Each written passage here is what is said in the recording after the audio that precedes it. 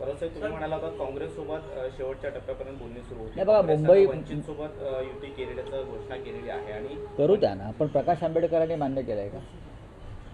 काँग्रेसने घोषणा केली हे बरोबर आहे, पण माननीय प्रकाश आंबेडकर यांनी ही युती मान्य केली आहे का? जर त्यांनी ती युती मनापासून स्वीकारली असेल तर प्रकाश आंबेडकर आणि काँग्रेसच्या आघाडीचं आम्ही स्वागत करू. प्रकाश आंबेडकरांसारखी ताकद जर काँग्रेसला मिळत असेल तर नक्कीच आनंद आहे. आम्ही लोकसभेला प्रयत्न केला, विधानसभेला प्रयत्न केला, पण आम्हाला यश मिळू शकलं नाही. खरं म्हणजे डॉक्टर बाबासाहेब आंबेडकर या महामानवानं संयुक्त महाराष्ट्राच्या लढ्यामध्ये मुंबई ही मराठी माणसाचीच आहे हे केंद्राला आणि महाराष्ट्र द्रोह्यांना पटवून देण्यासाठी शर्त केली होती.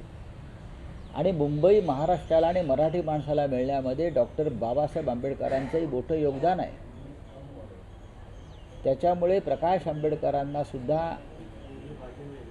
ही मुंबई मराठी माणसाच्या ताब्यात राहावी असं वाटायला कोणती अडचण आहे असं मला वाटत नाही. आणि वारंवार प्रकाश आंबेडकर यांनी सुद्धा मुंबईवर मराठी माणसाचा हक्क असल्याचं जे मत आहे डॉक्टर आंबेडकरांचं ते अधोरेखित केलेलं आहे. काँग्रेसबरोबर राहून मुंबई महाराष्ट्रात राहणार असेल, लढायला सगळे तयार असतील तर आम्ही या लढाईचं पण स्वागत करू.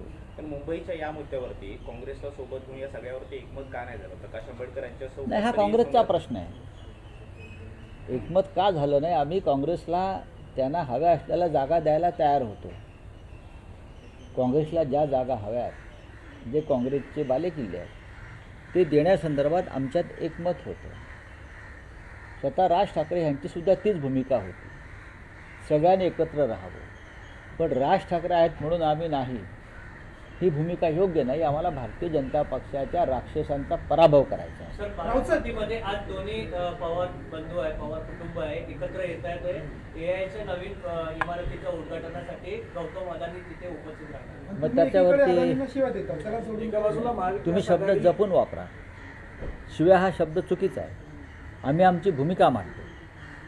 मुंबईवर ज्या पद्धतीनं एक उद्योगपती ताबा मिळवतो आहे, मोदींचा मित्र आणि भाजपचा मित्र, त्याच्यावरती आमचा तात्विक आणि नैतिक विरोध आहे. आणि ही लढाई जी मुंबईची आहे ही गौतम अडाणी यांच्या मुंबई ताब्यात घेण्याच्या विरुद्ध आहे, जी भारतीय जनता पक्षाच्या मदतीनं मुंबई गिळण्याचा प्रयत्न होतो आहे. हां, ते उद्योगपती आहेत, अनेक उद्योगपती आहेत, पण त्यांच्या पद्धतीनं हव्यास कोणी मला कुठला इतर उद्योगपतीनं मुंबईच्या बाबतीत दाखवल्याचं दिसलं नाही इतक्या वर्षामध्ये. टाटा, बिर्ला, अंबानी अनेक उद्योगपती मुंबईमध्ये बिल्डर येऊन गेले. पण ज्या पद्धतीनं अडाणींना मुंबई गिळण्यासाठी उत्तेजन दिलं जात आहे हे मुंबईसाठी आणि मराठी माणसासाठी अत्यंत घातक आहे. अदानीच्या बाबतीत ही सगळी भूमिका असताना पवारांची त्यांची जवळीक सातत्यानं हा त्यांचा प्रश्न आहे. शरद पवार आणि गौतम अडाणी यांचे संबंध हे राजकीय नाही आहेत, कौटुंबिक आणि व्यक्तिगत आहेत. आपल्या कार्यक्रमाला कोणाला बोलवायचं हा ज्याचा त्याचा प्रश्न असतो. त्यांनी गौतम अडाणींना बोलवलं असेल आणि त्यासाठी पवारांचं अख्खं कुटुंब ज्यांनी पक्ष फोडला ते अजित पवारसुद्धा उपस्थित असतील तर तो त्यांचा व्यक्तिगत प्रश्न